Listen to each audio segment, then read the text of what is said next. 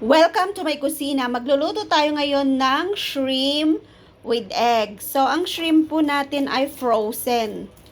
Yan, i-defrost ko po ito. Tapos, hihiwain ko ng bali 3 piraso. Yan, 1, 2. Hiwain ko ng 2.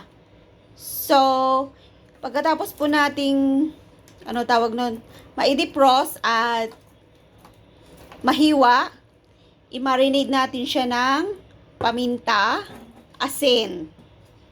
And then, iluluto na natin. Babatiin natin yung itlog. So, let's go!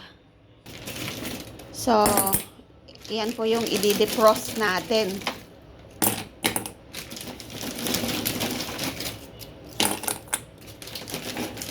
Yan. Okay na siguro to. Marami na to.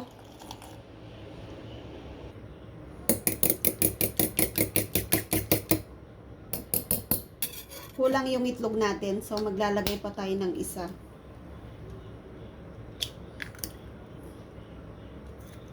Yan. So, umamit ako ng 4.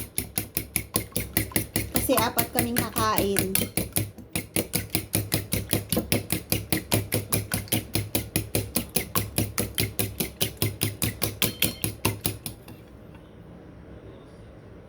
So, eto na rin po yung ating hipon. Na-defrost na natin yan. Yan. Lalagay tayo ng paminta. Pang-marinade natin. And konting asin. Kundi lang kasi mayroon ng may taste na yung pangalan nun, yung hipon. So, maglalagay din ako ng mantika. Ganyan po ako mag-marinade dito. Mantika. So, lalagyan ko rin siya ng konting cornstarch.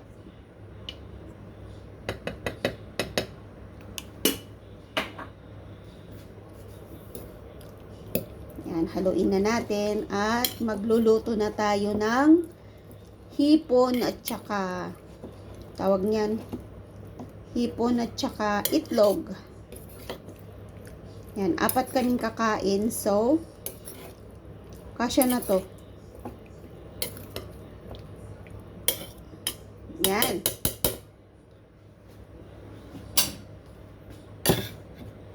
Batiin pa natin yung ating itlog.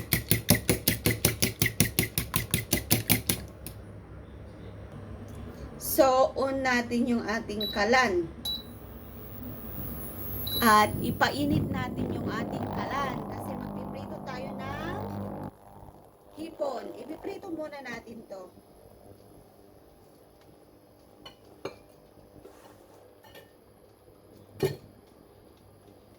Maglalagay tayo ng mantika.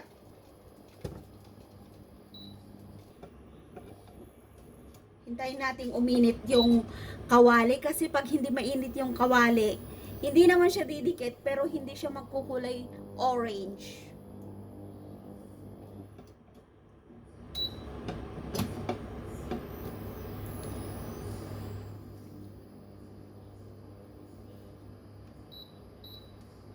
Kailangan mainit na mainit na mainit yung ating pangalan nito, ang ating kawali.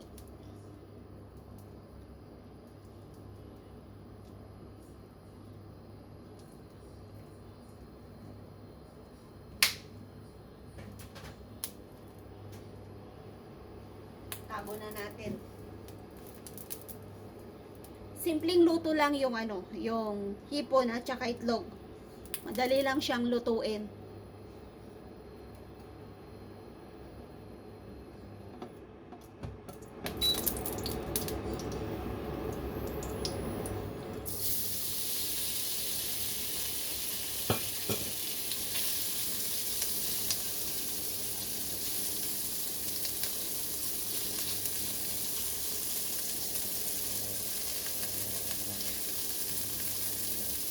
Hindi ko siya hinahalo kaagad para maprito yung kabila. At kahit halo-haluin mo na, nagkulay orange na yung kabila niya. So, yun po yung tendency nung hindi mo paghalo. Ang bango, grabe ang bango ng hipon.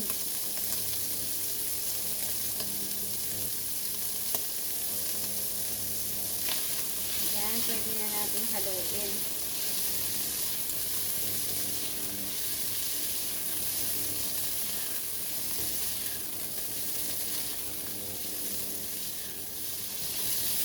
Yan, nakikita nyo, nagkulay orange na siya.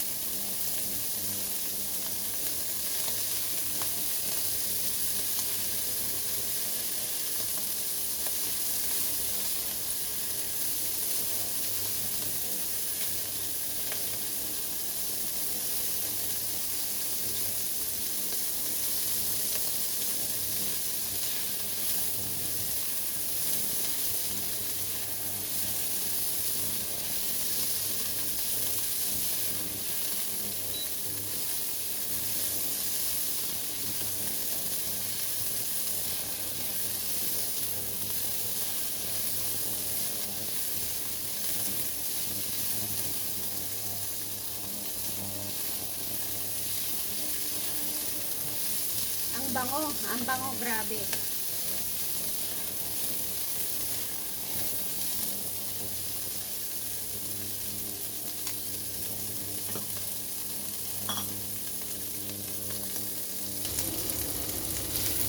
Yan.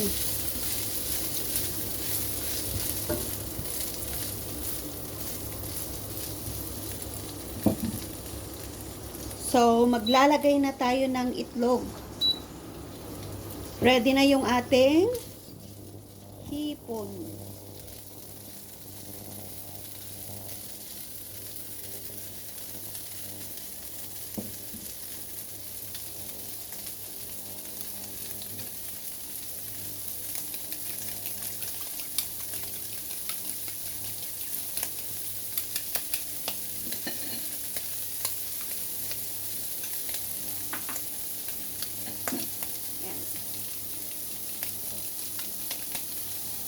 Madali lang po siyang lutuin. Lagyan na natin yung ating itlog.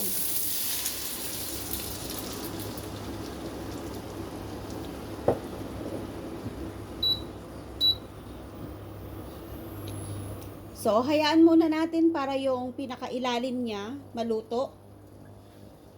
Tsaka natin haluin. Haluin ng haluin. So, ganyan po ako magluto dito. Sana po nag-i-enjoy kayo sa ibinabahagi kong pagluluto dito sa Hong Kong. Kung gusto nyo pong mag-abroad, manood po kayo sa aking YouTube at saka sa Facebook kasi nandyan yung mga technique ko paano lutuin yung mga pagkain dito. Syempre ito, scramble egg. Haluin natin. Yan. Ayaw kasi nila yung torta. Yung buo.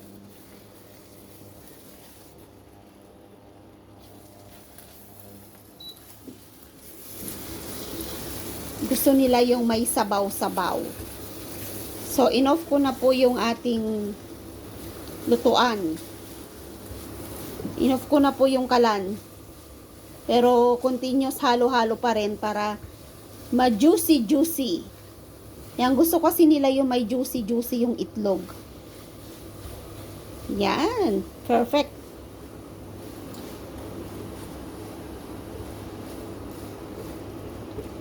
Haluin lang natin kasi baka may hindi naluto. Pero gusto talaga nila yung juicy yung kanyang itlog. So, ngayon ay magsasandok na tayo.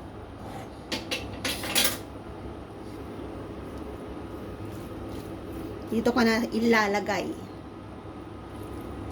Yan. Sarap. Sarap ng ating hipon at saka itlog. Yan. Sana po nag-i-enjoy kayo sa ibinahagi kong cooking tips sa Hong Kong. Yan. Sarap. So, kain na po tayo. Ito na po yung naluto kong hipon with itlog. Siyempre, yung hipon, minarinade natin para magiging malasa at masarap. Simpleng-simple lang po yung pagluto ng hipon dahil naka-ready frozen na po yan. Hindi mo na yan babalatan. Bilhin mo na lang yan sa frozen store. So, sana po nag-enjoy kayo sa ibinahagi kong pagluluto dito sa aming bahay. Kung gusto mo pong mag-abroad, nood ka lang sa aking mga ina-upload dyan. Magkakaroon ka po ng tips paano lutuin yung mga pagkain nila. Simpleng-simple lang po. Tulad ng niluto ko ngayon na hipon at saka itlog.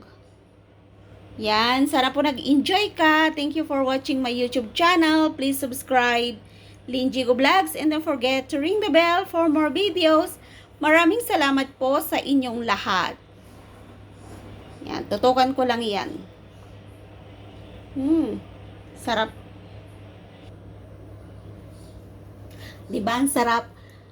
Marami po akong niluluto ditong pagkain. So, free po akong mag-video at kumuha ng mga ganitong cooking tips. Sana po nag-i-enjoy kayo at marami pa po akong i-upload. Kung sinisipag po akong mag-upload, ayan, nagbibideo po ako. Pero pag tinatamad po ako, naku, wala po kayong maaabangan kasi kung minsan talagang tinotopak din ako, sinusumpong din ako ng katamaran. Oo. Mas gusto ko pang mag-enjoy na nagluluto, tumitikim, kumakain. Pero ngayon po, may time po akong magdaldal. So, shinare ko na rin po yung aking luto dito. So, marami po tayong niluto today.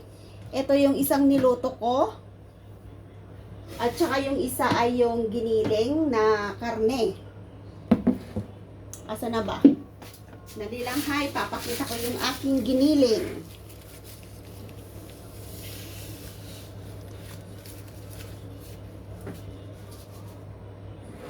Ayan, ito po yung isa kong niluto today.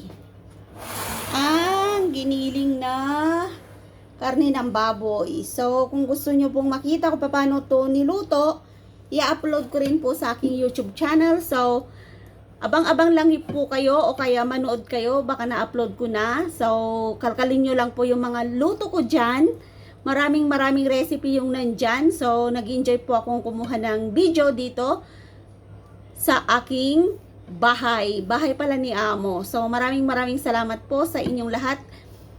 Don't forget to like, share, and subscribe. Lynn Jigo Vlogs. Bye-bye!